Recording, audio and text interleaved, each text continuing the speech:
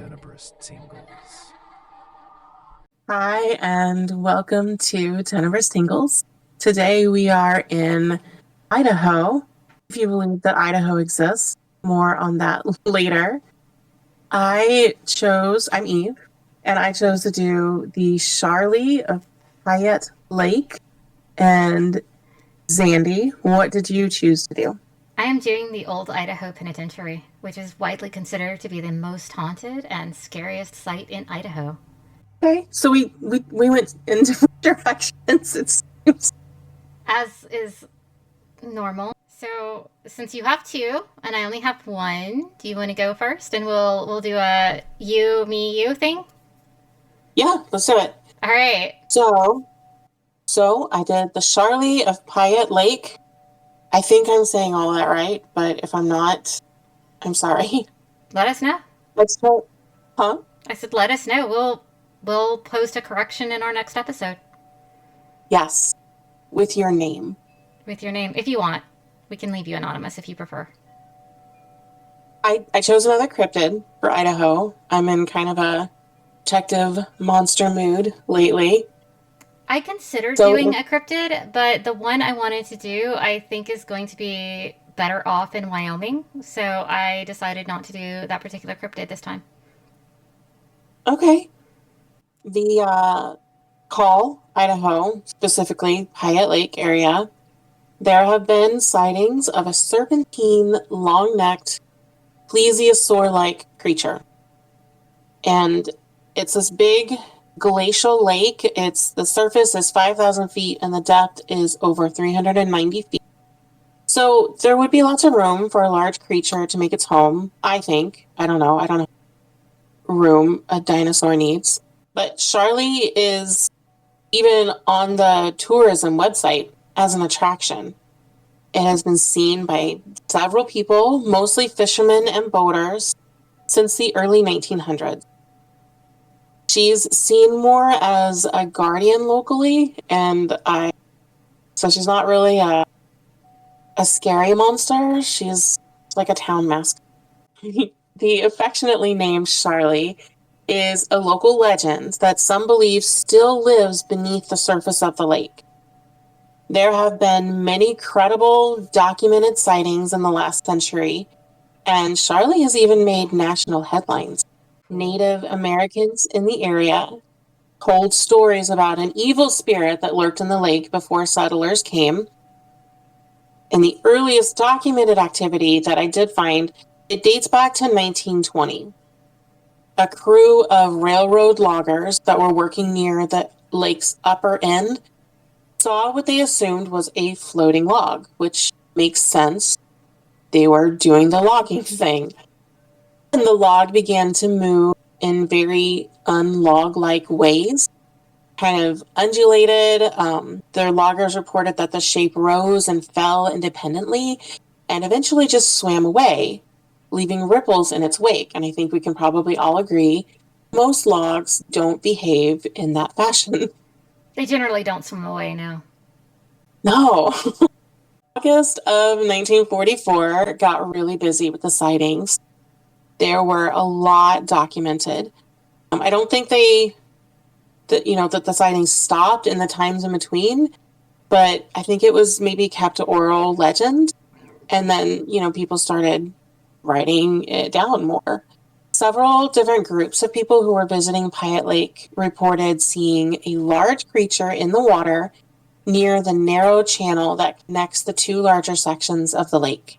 Witnesses consistently described the creature as 30 to 35 feet long, with a dinosaur-like head, pronounced jaw, and humps like a camel along its back. It also had a dark, shimmery body that moved through the lake like a serpent.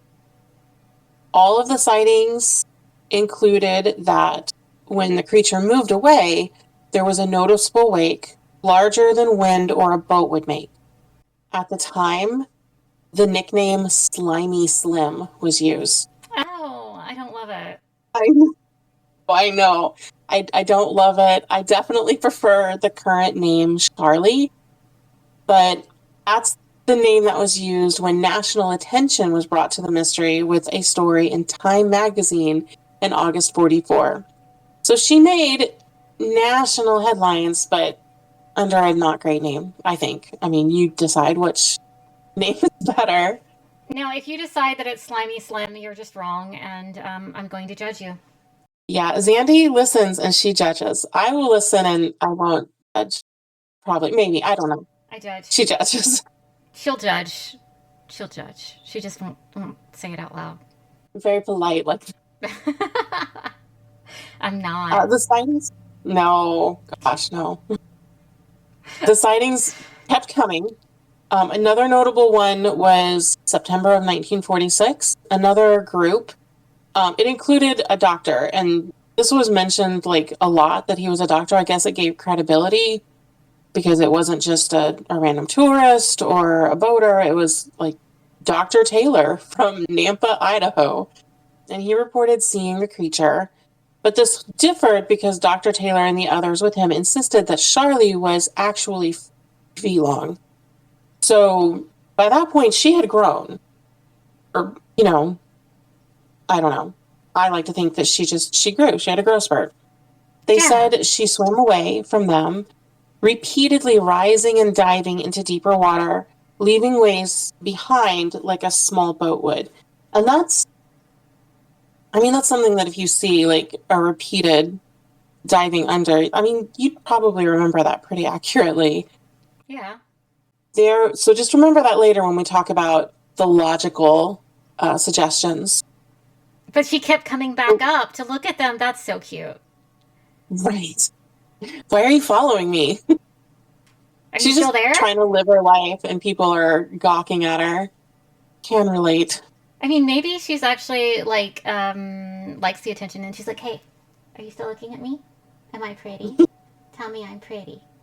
I also can relate to that one too. So yeah, either one. There were so many more sightings reported that by 1954, the Star News of McCall had this big contest to formally name the creature that all the locals agreed lived in the lake.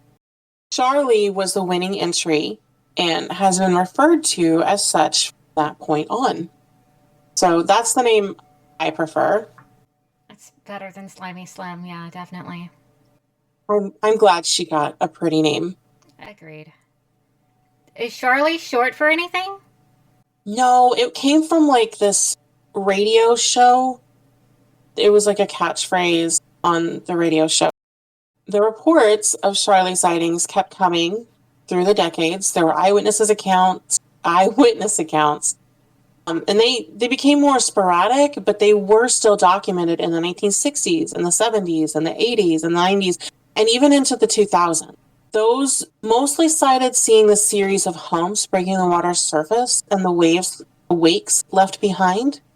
So a little bit less active, but definitely still there. She's been mentioned in local news as recently as 2025, but that was more about the legend rather than an actual sighting.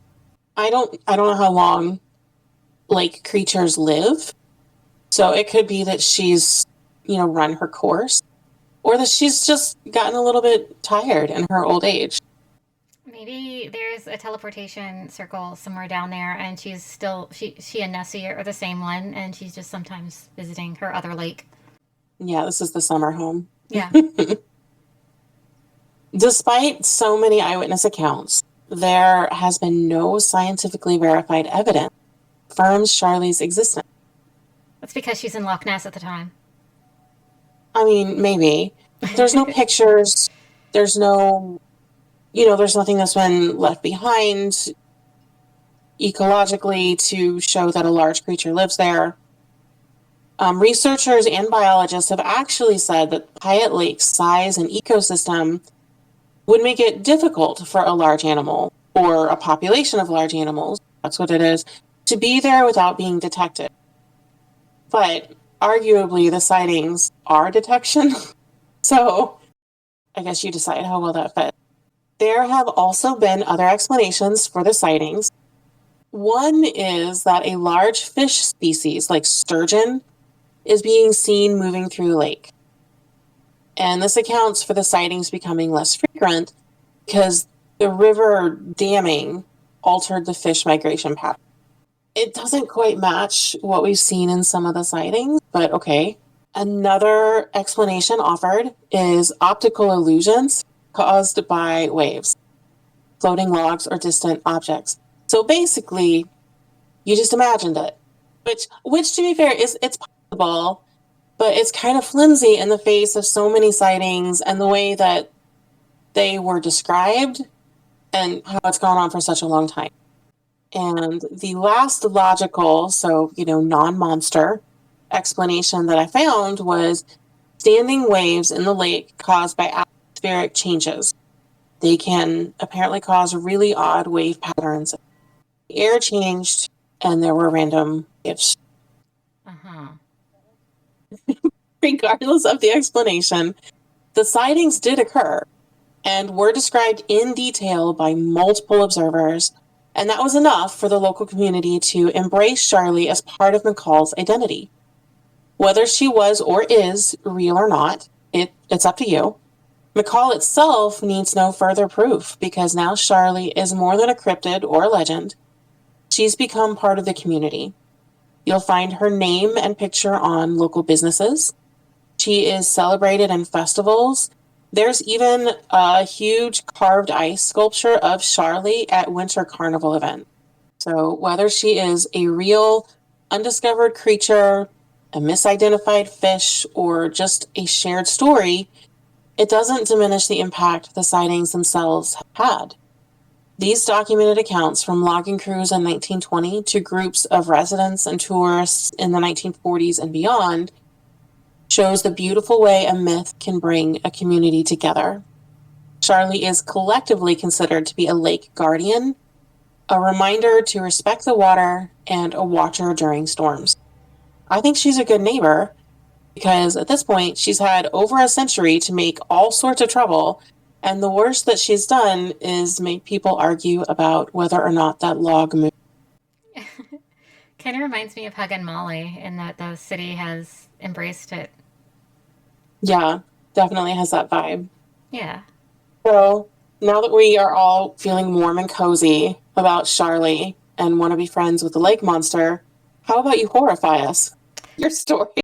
That is my job here. I take it very seriously, and I enjoy horrifying our listeners.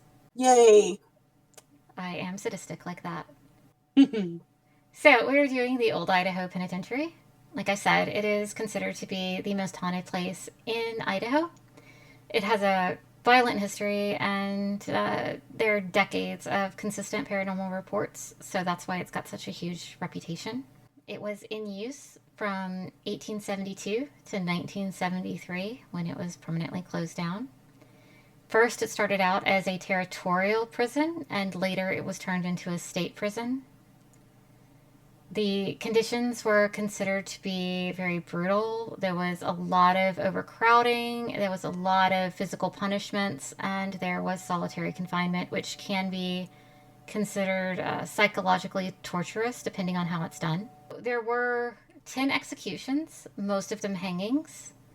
There were riots, there were fires, and there were non-execution based inmate deaths that occurred there. I mean, if you got life in prison, obviously there are going to be deaths.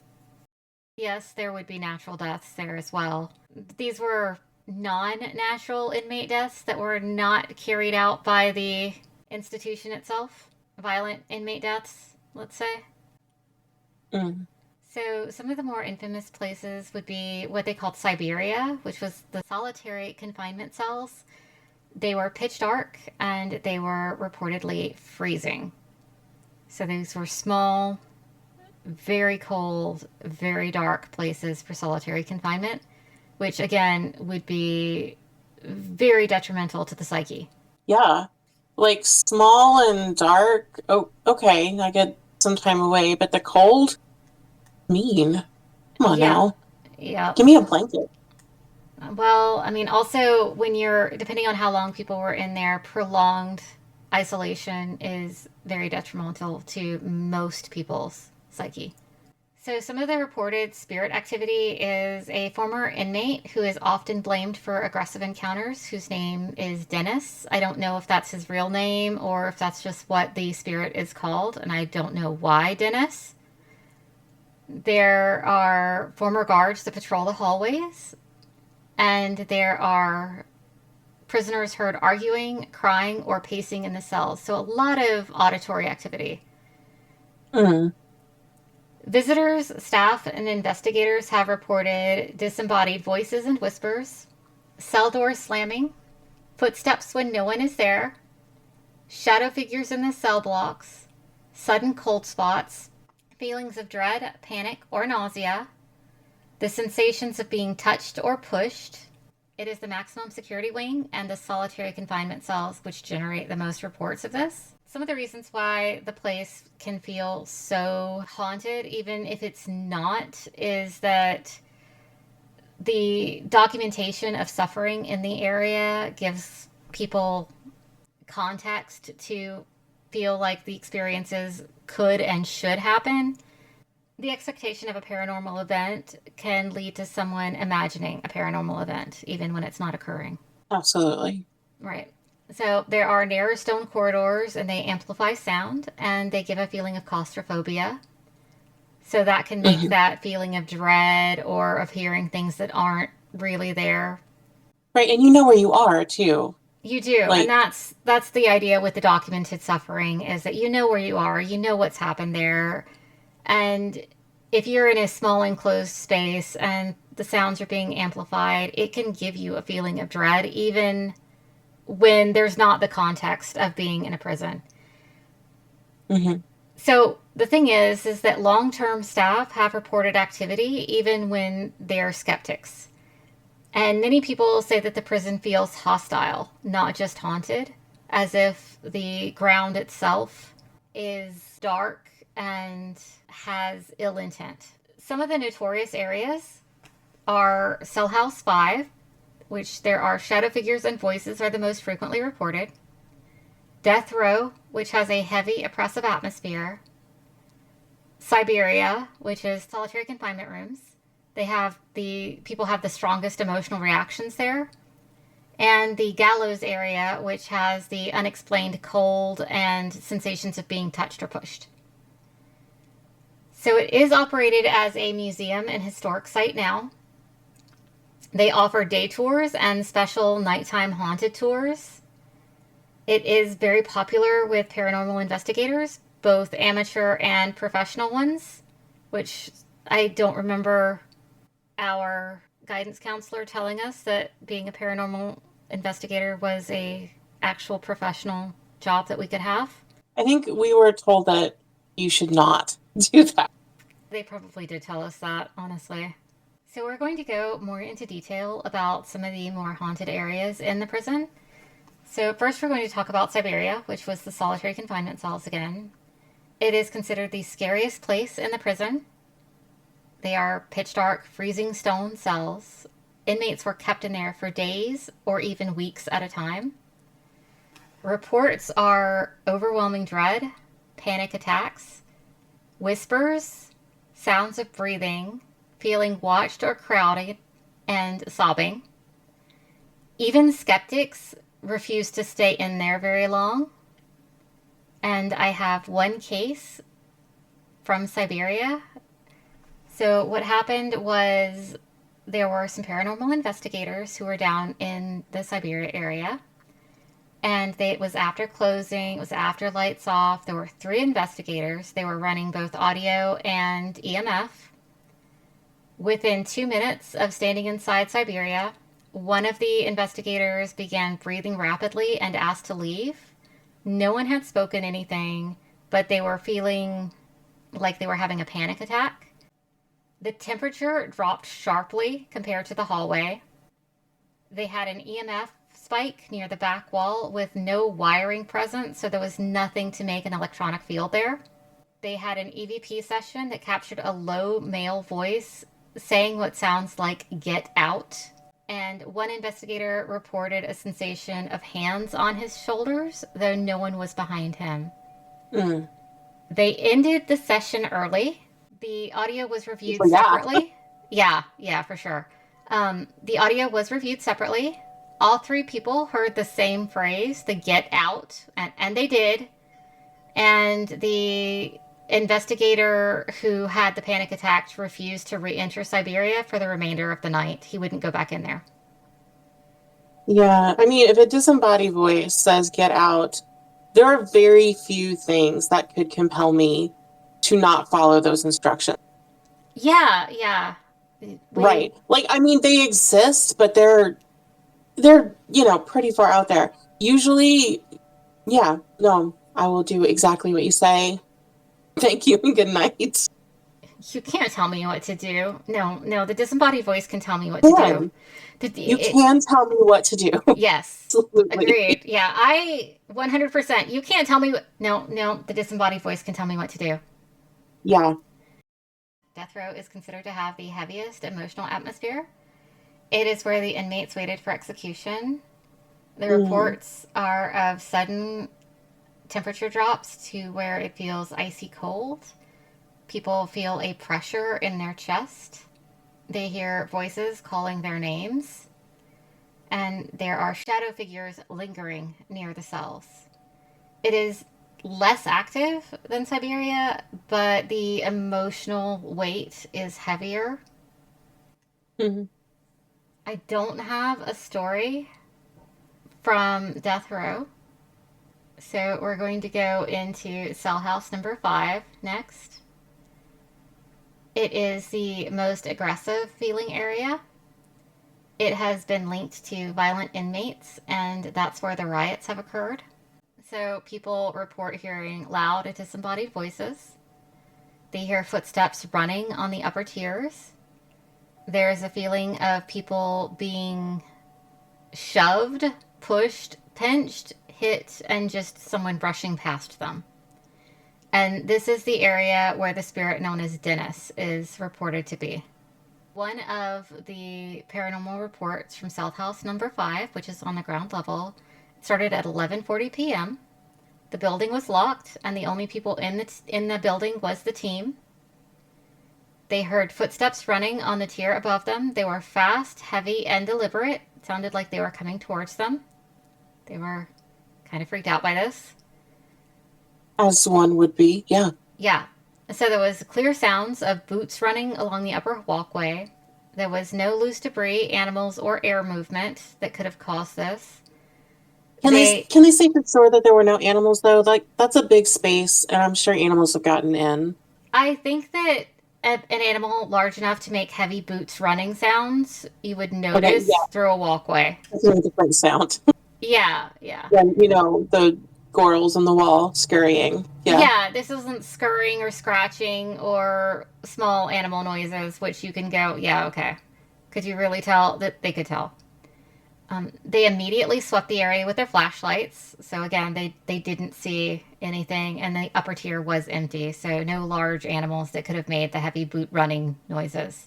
They used a thermal camera, and it briefly registered a human-shaped cold void near the stairwell. They repeatedly attempted to recreate the sound, but they failed to do so.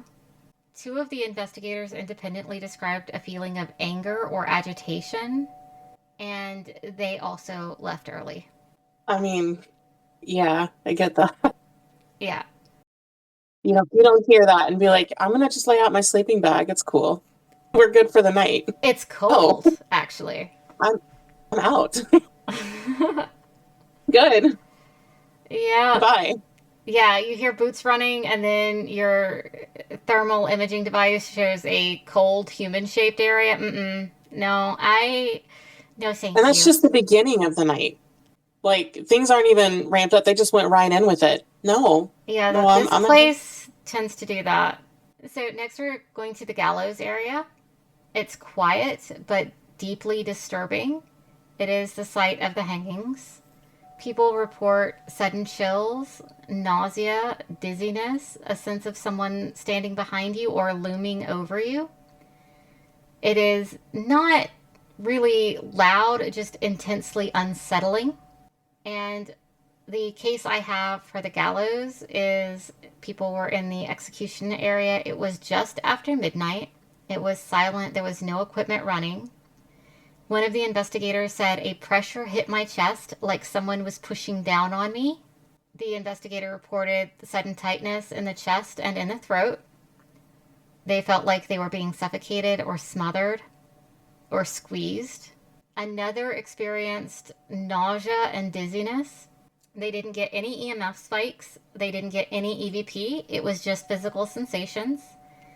And several described the feeling of someone standing right behind them, like they were looming over them, breathing on the back of their neck. Even they didn't feel the breathing, but you know that feeling when someone is like right there, just hovering, and it's not pleasant. I don't like that feeling. Yeah. So yes, I get it, and yeah, that's scary. Yeah. So the sensation stopped immediately after they left the gallows area, and when they went back, they reported the same things happening in the same spots. By the same people, though? Yes. Because expectation may have played a part second time. Maybe the second time around you are expecting it, and it could definitely play a part in how you experience what's going on around you. Just like expectation when you're in a dark and suffering heavy atmosphere, you may experience things because you're expecting to. There's definitely psychological components to these things that may mean that they are psychosomatic and not real experiences, but I am not judging. I mean, it doesn't negate the experience itself because, I mean, it's something could have happened. Could it have been exaggerated in your mind? Possibly.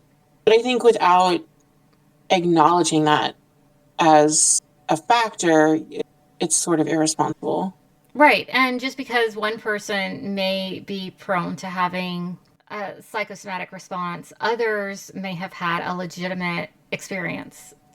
One does not negate the other. Exactly. So next we're going to look at the maximum security cell block. It has a sense of claustrophobia that induces fear even in people who are not claustrophobic. These are tiny cells with very thick iron doors. The most common reportings are of the air feels heavy. There are muffled voices as if someone's speaking from behind the doors. There is a feeling of unease and a shortness of breath. People feel like they can't take a deep breath while they're in there. And one of the case studies that happened there, case study isn't the right word, but one of the events that happened there started around 1:15 a.m. There was a digital recorder left unattended. And the investigators say that they didn't hear it while they were there, but they did hear it later when they played back the recordings. So the recorder was placed on the cell floor, and on playback they hear a quiet whisper close to the mic, and it's saying a single word, possibly a name. They don't really know exactly what it was saying, but it did say something. The whisper does not match any of the investigators' voices. There was no footsteps or movements recorded before or after, and no one was standing near the recorder when it occurred. The whisper occurs once, it's never repeated, and the investigators say that the air in the cell felt a lot heavier than the surrounding areas. I want to know what it said so badly. They couldn't tell. They couldn't discern what it said. I don't know whether they ever went back and did it. Yeah. So finally, there's the women's ward. It is a subtle but eerie feeling. There are reports of soft voices, footsteps, and apparitions, shadows that move around. It's less intense than other areas, but it's still unsettling due to the isolation of the area. It's separated from everything else, which is good. We do want the women's areas to be separated when it comes to prisons. Right. Yeah. So it doesn't have quite the same heaviness or aggressive atmosphere, but there is still an eerie intensity to it, and there are still reports of voices and footsteps and shadows in this area as well. And that is the Old Idaho Penitentiary. Okay. So what do you have for us next? I'm processing, but okay. So next, it was just kind of a silly thing. In looking through the various stories to kind of decide what I wanted to talk about, cryptids and hauntings, and I came across several times the theory that Idaho does not actually exist. Have you ever driven through And or past Idaho? I mean, okay, no. I haven't either. Okay. But there are so many versions of this collectively shared silliness, and I think I love it. So we're gonna go through some of those versions. And there were a lot. So a lot of the details vary. Um, Kind of like the birds are a government conspiracy of surveillance kind of thing. This one talked about the Idaho is a fictional placeholder on maps. For what? The government invented it. I don't know. No, the government invented it to hide something else. Everyone who quote unquote lives there is actually somewhere else. They're just collectively lying. It's simply, although I don't know anyone who says that they're from Idaho, I've talked to one person from Idaho. When I lived in Louisiana, I worked for a tech support company, and so we would talk to people nationwide. And there was one person in Idaho I would regularly speak with. But again, could have been lying to me. Maybe. Maybe. It's simply a social experiment to see how long a place can exist without being acknowledged. It's been acknowledged, but I without don't, existing. Isn't that backwards? How long can a I place? mean, either way, that was what I found, but maybe, I don't know how the experiment works because I didn't set it up. I Okay. don't know who's doing the experiment. Um, Other, versions say that those drive through Idaho, they're just seeing green screens of looping farms when they drive through until they get to a real state. So, whatever is there is being hidden by green I screens. kind of feel like Iowa might also be fake if that's true. I've been to Iowa. I've been to the Corn Palace in Iowa, actually. I just mean like the repeating farms thing. Yeah. So what I remember about Iowa, besides the Corn Palace, which sounds like a really silly roadside attraction, and it is, but it was actually a super cool experience. The bugs were the biggest bugs I've ever seen in my life. My windshield was traumatized. It's a government operated mind control experiment. Some versions say that those who think that they live in Idaho, they're all just having a mass hallucination. So Mm-hmm. before when I said that they're lying, this one says they're not lying, they just are deceived. They believe it's a mass hallucination they're all sharing. Another one is that Idaho is actually there, but it's the only thing standing in the way of Montana and Washington going to war with each other. Good job, Idaho, Yeah, thank you, Idaho, for your. for your service. Or the only thing that keeps Utah away from Canada. I enjoy the fact that we can't seem to agree on a state's entire existence. So what do you think? What do you think is hiding there? I love that there are so many theories for why it's not real. Because I love the idea Right? that there are all these people that agree that it's not real, but they can't agree on why it's not real. So many options. But yeah, Idaho's not real, apparently. But potatoes And Sharlie, and listeners, what do you think? Are you really in show Idaho? up for your state. Yeah, we want to know if you're really in Idaho. Is it Or really there just to prevent war? do you feel that you're suffering from the mass hallucination of Idaho's existence? Do you work maintaining the green screens? Ooh, there you go. Whose job is that? The government, I guess. You know, somebody's gonna do it. Thank you for listening to this silly episode of Tenebrous Tingles. Where are we going next? Illinois. That's right. And we will have a special Be a guest special for guest. Illinois. Is he a willing special guest? Like, does he know? He knows The question about whether my friends are willing to come on this show is up for debate, like many other things with this podcast.